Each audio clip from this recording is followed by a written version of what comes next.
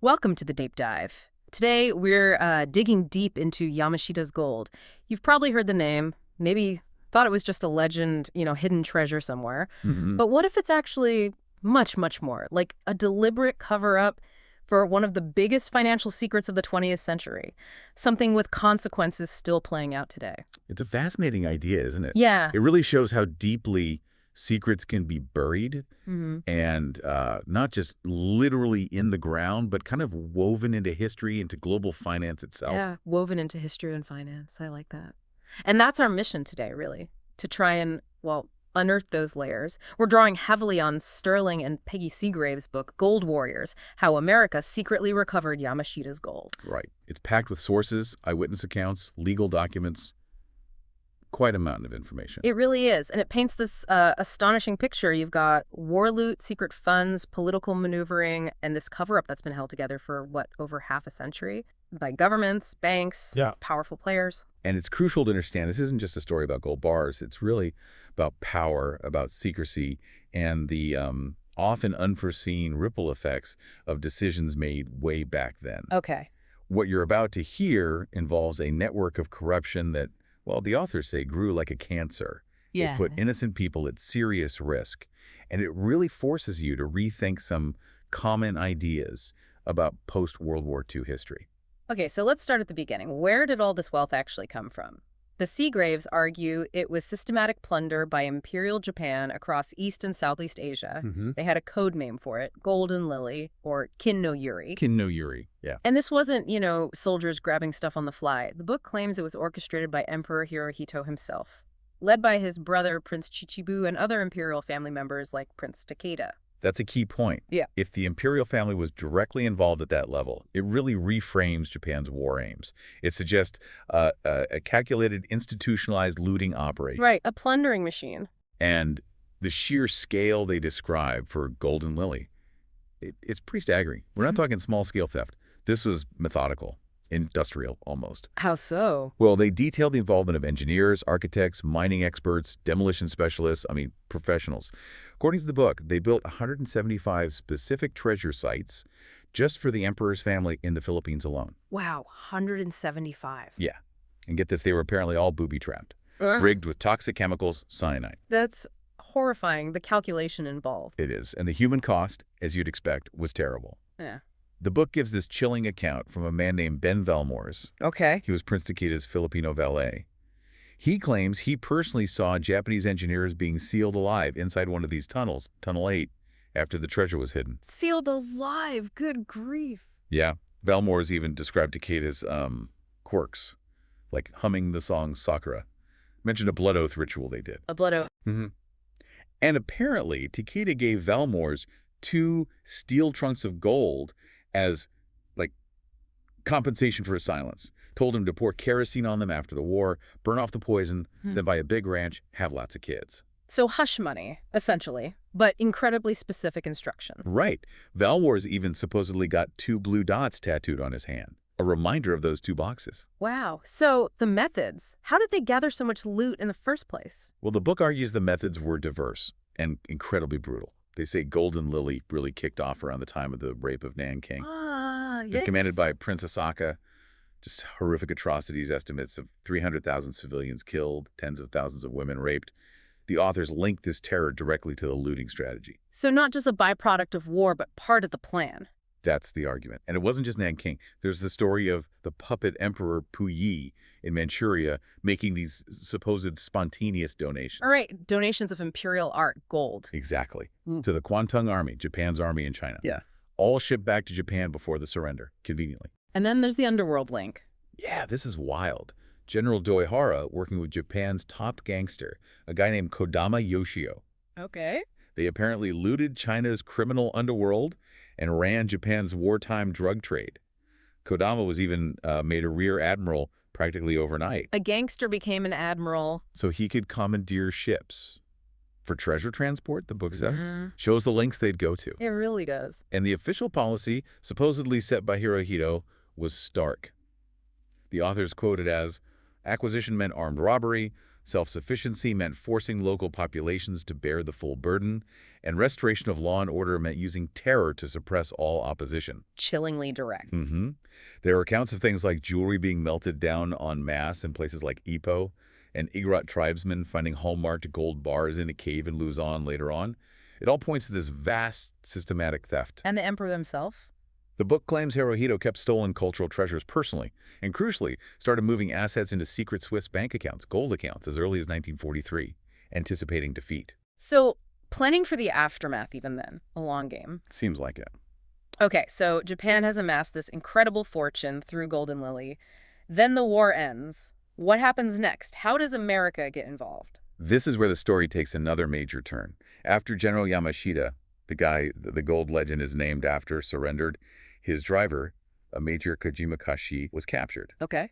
And according to the sources, he was interrogated, tortured actually, by a Filipino-American intelligence officer named Severino Santarana, they called him Sandy, and Captain Edward G. Lansdale. Lansdale, that name rings a bell. Later, a big CIA figure, right? Cold War strategist. The very same. And through this interrogation, they got Kojima to reveal the locations of Golden Lily vaults. Ah, so that's the link. That's the link. Huh. And the amount they supposedly recovered between 1945 and 47 was just astounding. Over a dozen vaults found north of Manila. Filled with gold, sure, but also platinum, barrels of loose gems. I mean, enormous tangible wealth. This wasn't a myth hunt. They found the real deal, according to the Seagraves. So President Truman finds out about this massive haul of illicit Axis treasure. What does he do? He makes a crucial decision. Keep it secret. A state secret. Why? What was the rationale? Well, the official reasoning cited in the book is sort of twofold. One, economic. The global gold price was fixed then, $35 an ounce. Jumping this much gold onto the market could crash it, send currencies tumbling. Chaos. Okay, that makes a certain kind of sense. Yeah. And the second reason? Geopolitics. Yeah. The Cold War was starting. This wealth could be used, secretly, to fight communism. Ah, so it becomes a tool. Exactly. Yeah. This leads to the creation of something called the Black Eagle Trust. Black Eagle Trust. Yeah. They apparently pooled recovered Axis loot, not just Japanese, but Nazi loot too, into this single massive covert fund. A global slush fund, basically. Pretty much. Think of it as providing virtually limitless, unvouchered funds, totally off the books, for covert operations, bribing politicians, swinging elections. Yep. Italy, Greece are mentioned as early examples. But how was it controlled? Or was it just a free-for-all? Well, there were supposed safeguards, like earmarking funds for specific purposes. But the authors argue the secrecy itself, the whole cloak of national security, just created a situation ripe for abuse. Right. Leading to huge bribes, maybe setting up beneficial trusts for powerful insiders. That's what's suggested. And banks, they add, quickly got, quote, addicted to playing with the black gold in their vaults. It became part of a hidden financial system. And General MacArthur, he was overseeing Japan's occupation. Was he involved? Deeply. According to the book, he apparently set up something called the Showa Trust with Emperor Hirohito at the Sanwa Bank. With Hirohito, after the war. That's the claim.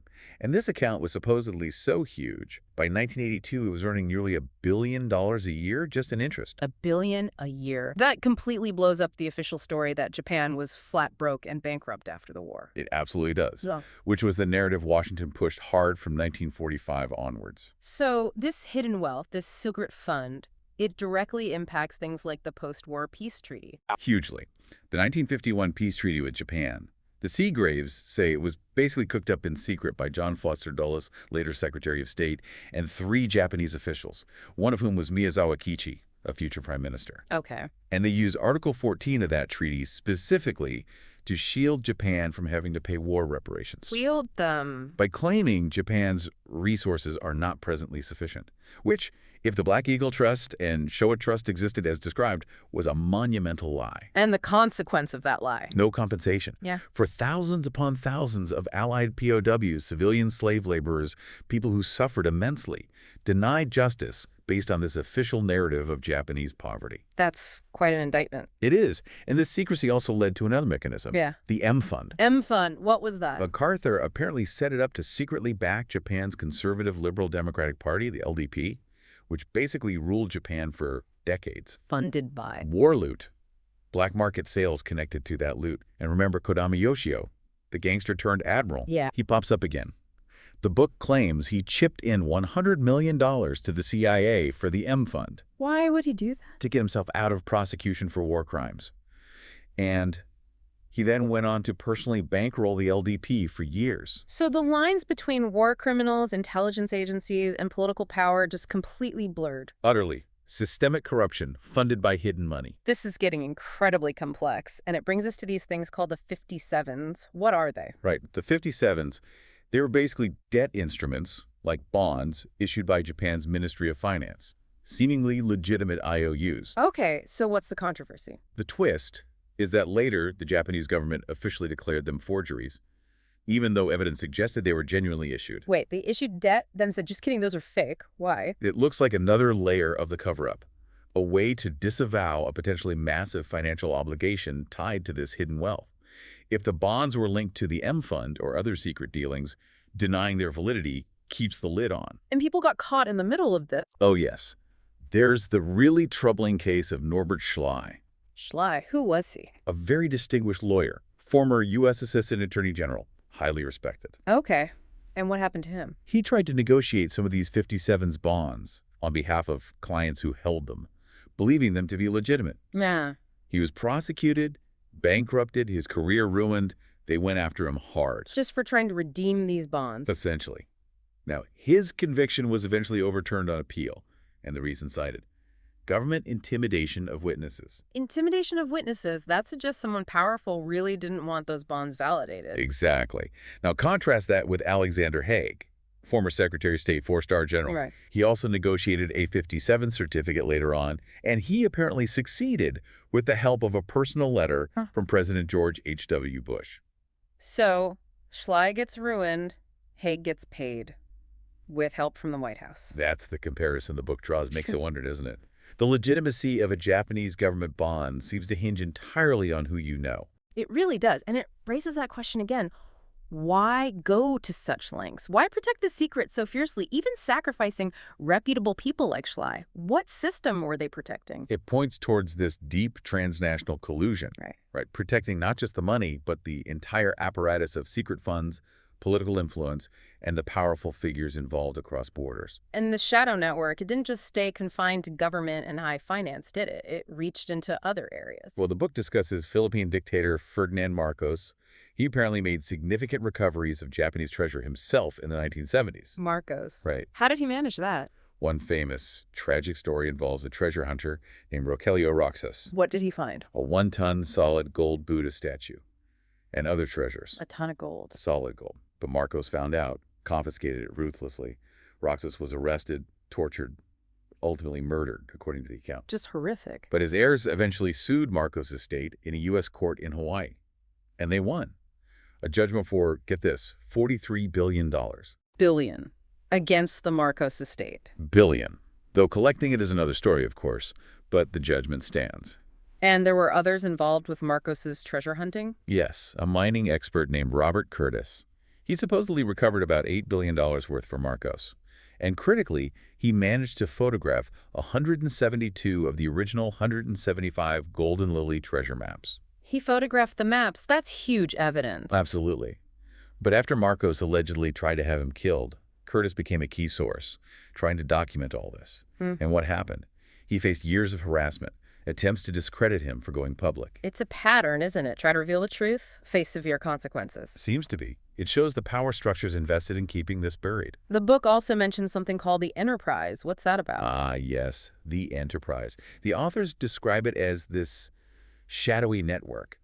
Private intelligence organizations, private military firms, staffed by former high-level CIA and Pentagon people. Like who? Lansdale's name comes up again. Ray Klein, former CIA deputy director. John Singlaub, a famous special ops general. Okay, heavy hitters. What was their goal? The alleged agenda was pretty alarming. Setting up a kind of private FBI to police Americans.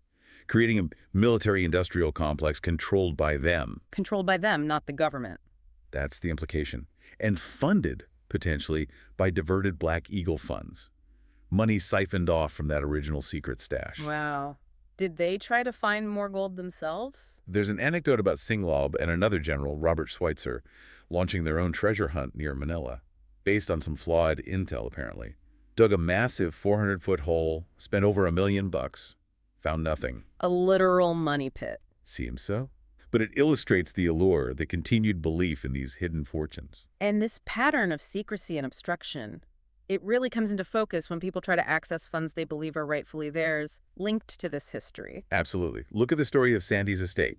Severino Santa Romana, the intelligence officer who first interrogated Yamashita's driver. Right. What happened with his money? He died in 1974, leaving behind an estate the book estimates was worth over $50 billion, tied to his role in recovering the gold. $50 billion? Where was it? Held in accounts across major international banks, Citibank, UBS, Chase. But when his heirs tried to access it, stonewalled, repeatedly blocked by the banks, by governments. Just flat denial. Pretty much. Yeah. The book even recounts alleged death threats made by a UBS vice president against Santi's heir, Luz Rambano. Death threats from a Swiss banker. That's the allegation. And it gains some context when you remember Christoph Miley. Who is he? A UBS security guard in the 90s. He found documents being shredded related to Holocaust victims' gold accounts. He saved them, exposed it. And what happened to him? He faced threats in Switzerland, lost his job, and eventually got political asylum in the United States. It shows the length these institutions might go to protect secrets. Yeah, that adds a disturbing layer. What about Citibank? The Citibank story with Sandy's accounts is particularly illustrative. According to the book, CEO John Reed initially flat out denied the accounts existed. But then, when Sandy's heirs presented New York State tax records proving the accounts were real, Reed had to backtrack. So they admitted it then? They conceded the accounts existed. But then, allegedly, Citibank moved the assets offshore to Citi Trust in the Bahamas without authorization from the heirs. Just moved billions offshore, making it even harder to access. Exactly. A masterclass in obstruction if the account is accurate. And there's another set of controversial bonds mentioned, the Laurel bonds. Right, the Laurel bonds. These supposedly date back to 1934, Federal Reserve bearer bonds. Bearer bonds, meaning whoever holds the paper owns the value, like cash. Precisely. Very hard to trace.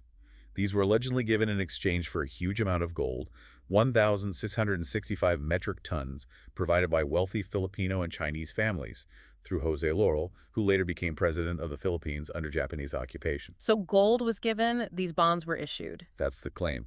Supported by forensic analysis of the bonds themselves, according to the sources.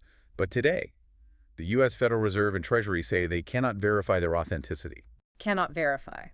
Not quite calling them fake, but not acknowledging them either. Exactly. It effectively buries another potentially enormous financial claim linked to this hidden history of gold and wartime deals. It's just layer upon layer of denial and obfuscation. It really is. Yeah. And that consistent pattern across decades involving governments, major banks, intelligence figures, that's what connects all these disparate threads. The determination to keep this secret. So let's try and pull this all together. We've journeyed from Imperial Japan's systematic looting Golden Lily. to America's secret recovery and the creation of the Black Eagle Trust for Cold War ops, through the deception of the Japanese peace treaty, the M Fund's political manipulation, to the personal tragedies of people like Roxas and Schley, the Marcos connection, and the ongoing stonewalling by major banks. It paints a picture of this vast hidden river of wealth flowing beneath the surface of official history, a river that became toxic, spawning corruption, influencing politics, denying justice. The book argues that even though the Cold War is over, the consequences of Truman's original decision to keep the gold secret are still with us. Very much so. Those unintended consequences, as they put it, this global network of corruption, the addiction to black money in the financial system, it didn't just disappear in 1991. Yeah. It continues to distort things, to poison the well. And as the authors say, national security became the perfect shield. Not just hiding corruption, but hiding folly, hiding mistakes, protecting careers. So the final question, the one that lingers, what does all this mean for us now? We live in an age that supposedly values transparency, accountability. Right. But if national security could be used for more than 50 years to cover up something of this magnitude, hiding historical truth, enabling corruption, protecting the powerful figures involved, what does that tell us? It makes you question what else might be hidden, doesn't it? What real forces are shaping global finance, shaping governance behind the scenes? And maybe the most important question, if secrets like this can be kept for so long by such powerful entities, How can ordinary citizens ever really hope to hold power truly accountable? That's the unsettling thought to leave people with, I think. How deep does the rabbit hole really go?